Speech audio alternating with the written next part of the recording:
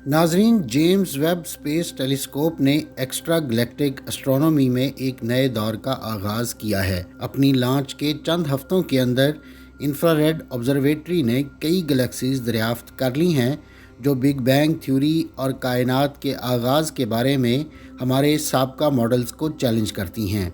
और अब वेब ने अपने आलात को कायनात में मशहूर तरीन अलग थलग सितारे एरेंडल पर फोकस किया है। एरेंडल तक रोशनी के सफ़र का फासला 12.9 बिलियन नूरी साल है। इसका मतलब है कि वहाँ से लाइट हम तक पहुँचने में करीब 13 बिलियन साल लगे।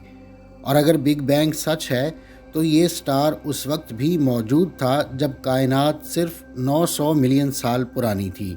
एरेंडल का ताल्लुक स्टार्स की एक नायाब किस्म से हो सकता है जिसे एस्ट्रोनॉमर्स निस्फ सदी से ज़्यादा अरसे से समझने की कोशिश कर रहे हैं, लेकिन साइंसदानों ने कायनात में इतना दूर अकेला सितारा कैसे दरियाफ्त किया। एरेंडल उन सितारों से कैसे मुख्तलिफ है जो हम अपने इर्द गिर्द देखते हैं।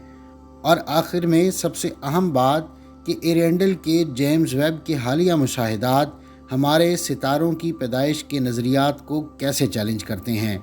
आज की वीडियो में हम इसी पर बात करेंगे। नाजरीन, एरेंडल तक रोशनी के सफ़र का फ़ासला 12.9 बिलियन नूरी साल है, लेकिन मौजूदा फ़ासला जो कायनात के साइज़ के बराबर है वो 28 बिलियन नूरी साल है। इसका मतलब है कि एरेंडल सूरज और ज़मीन से भी तकरीबन 8.2 बिलियन साल पुराना है। अब तक इन फासलों पर नज़र आने वाली सबसे छोटी अशिया स्टार्स के वो झुरमुट थे जो दूर दराज की गैलेक्सीज में नज़र आते हैं, लेकिन एरेंडल पहला अलग थलग सितारा है जो इतने फासले पर पाया जाता है। ये सितारा इत्तेफाकन हबल स्पेस टेलीस्कोप के ज़रिए दरियाफ्त किया गया था। हबल ने सबसे पहले सितारे की गैलेक्सी का मुशाहिदा करते हुए इस सैयारे को दरियाफ्त किया था। दरअसल इतने दूर मौजूद स्टार्स के हवाले से साइज़ और दूरी की वजह से उनके वक्त का हिसाब रखना बहुत मुश्किल हो जाता है। इसी वजह से इनसे निकलने वाली रोशनी में भी तब्दीली आती है, लिहाजा इनको देखना भी मुश्किल हो जाता है। दूरी की वजह से दरमियान में मौजूद स्टार्स की रोशनी एक लेंस की तरह काम करती है और इससे पीछे मौजूद स्टार्स का मंजर धुंधला जाता है। इसी वजह से एरेंडल स्टार के बैकग्राउंड में जो मंजर नज़र आया उसे एस्ट्रोनॉमर्स ने सनराइज आर्क का नाम दिया, लेकिन टीम ने एक रोशन चीज़ को गैलेक्सी के किनारे पर देखा।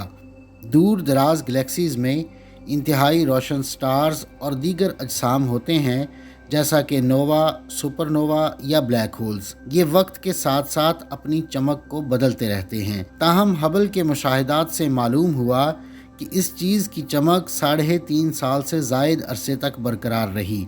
लिहाजा एस्ट्रोनॉमर्स ने ये नतीजा निकाला कि सनराइज आर्क दरअसल एक और रोशन स्टार है। इसकी वेवलेंथ की हदूद की वजह से हबल इस दूर दराज स्टार के बारे में सिर्फ महदूद मालूमात फराहम कर सका। लिहाजा एस्ट्रोनॉमर्स ने एरेंडल की खसूसियात का मज़ीद मुताला करने के लिए जेम्स वेब स्पेस टेलीस्कोप का इस्तेमाल किया।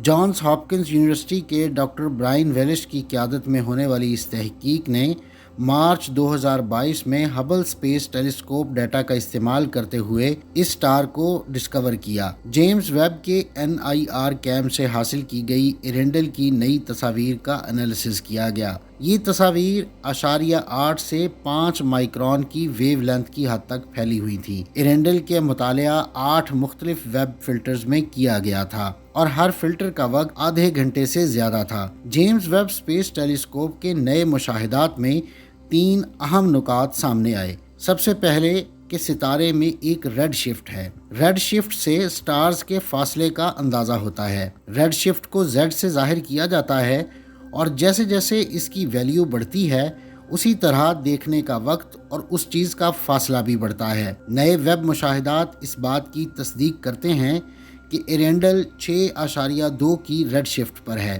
یہ تعداد 2022 کے آغاز میں جاری ہونے والے ہبل اسپیس ٹیلیسکوپ کے اعداد و شمار سے مطابقت رکھتی ہے، جس کے مطابق ایرینڈل اب تک کا سب سے زیادہ ریڈ شفٹ سٹار ہے۔ ایرینڈل کے بارے میں نوٹ کرنے کی اگلی اہم چیز اس کی بولومیٹرک روشنی ہے یا الیکٹرو میگنیٹک اسپیکٹرم پر سٹار سے خارج ہونے والی توانائی ہے۔ ویب ڈیٹا ایرینڈل کے کم ماس والے سٹار، ایک براؤن ڈوارف سٹار یا ایک ایکسو پلانٹ ہونے کے امکان کو مسترد کرتا ہے۔ اس کی بجائے اعداد و شمار سے پتہ چلتا ہے کہ یہ بی ٹائپ سٹار ہے جس کی سطح کا درجہ حرارت 13,000 سے 16,000 ڈگری تک ہے۔ کائنات میں سٹارز کو ان کی سرفیس کے ٹمپریچر کی بنیاد پر 7 مختلف اقسام میں تقسیم کیا گیا ہے۔ ان میں کے، جی، ایف، اے، بی، او اور ایم ہیں۔ مگر یہاں تک تو سب ٹھیک ہے، مسئلہ تب بنتا ہے جب ہم ایرینڈل کی کل روشنی کا حساب لگاتے ہیں جو سورج کی روشنی سے 6 لاکھ سے 10 لاکھ گنا کے درمیان ہے۔ اس کا مطلب یہ ہے کہ اس سٹار کا وزن سورج سے تقریباً 40 گنا ہونا چاہیے۔ اس سے نکلنے والی روشنی اور ماس سورج سے کئی گنا زیادہ ہے۔ یہ ایک ایسا دلچسپ انکشاف تھا کہ جس نے سائنسدانوں کو چونکا دیا کہ ایک سٹار سے اتنی انرجی کیسے خارج ہو سکتی ہے۔ اسی لیے اس امکان کو نظر انداز نہیں کیا جا سکتا کہ ایرینڈل دراصل سٹارز پر مشتمل ایک نظام ہے۔ کائنات میں ایسی مثالیں موجود ہیں جہاں مختلف سٹارز مل کر ایک بڑا سسٹم بناتے ہیں، مگر ہم سے دوری کی وجہ سے اور ان سے نکلنے والی روشنی کی وجہ سے وہ ایک ہی سٹار نظر آتے ہیں۔ یہی مسئلہ یہاں بھی آیا، اور اگر یہ کئی سٹارز پر مشتمل ایک نظام ہے تو اسے کسی ٹیلیسکوپ سے دیکھا جانا ابھی تک ممکن نہیں ہو پایا۔ ایک اور مسئلہ یہ بھی ہے کہ اگر سٹار سورج سے 10 لاکھ گنا زیادہ چمکدار ہے تو یہ ہمفریز ڈیوڈسن کی حد یا ایچ ڈی کی حد سے تجاوز کر جائے گا۔ ایچ ڈی کی حد روشنی کی حد ہے جس کے اوپر کائنات میں کوئی سٹار نہیں دیکھا گیا۔ لہٰذا اگر ایرینڈل کی سورج کی روشنی سے 1 ملین گنا زیادہ روشن سٹار ہونے کا ثبوت ملتا ہے تو شاید ہمیں ایچ ڈی کی حد پر بھی دوبارہ غور کرنا ہوگا۔ ایرینڈل کی دریافت اس لیے اہم ہے کیونکہ یہ پاپولیشن 3 سٹار کا پہلا مشاہدہ ہو سکتا ہے جسے ماہرین فلکیات کئی دہائیوں سے تلاش کر رہے ہیں۔ پرائمری نیوکلیو سنتھسس نے 2 بڑے کیمیائی عناصر پیدا کیے، ہائیڈروجن اور ہیلیم۔ ستاروں کی پہلی جنریشن جسے پاپولیشن 3 سٹارز کے نام سے جانا جاتا ہے، اور ان سٹارز میں ہائیڈروجن اور ہیلیم کے علاوہ بھی دیگر میٹلز یا گیسز پائی جاتی ہیں۔ تاہم اسٹرونومرز کا خیال ہے کہ پاپولیشن 3 کے زیادہ تر سٹارز اب تک مر چکے ہیں اور باقی بچنے والوں کی روشنی اتنی مدھم ہے کہ انہیں دیکھنا بہت مشکل ہے۔ تاہم اسٹرونومرز کو امید ہے کہ ایرینڈل آنے والے برسوں تک اسی طرح روشن رہے گا۔ جیمز ویب اسپیس ٹیلیسکوپ کا استعمال کرتے ہوئے ایرینڈل کا یہ منظر دسمبر 2022 میں دیکھا گیا تھا۔ تاہم یہ دیکھنا دلچسپ ہوگا کہ ایرینڈل کی چمک اور سطح کے درجہ حرارت کی درست پیمائش سٹیلر لائف سائیکل میں آگے چل کر کس طرح سے تبدیل ہوگی۔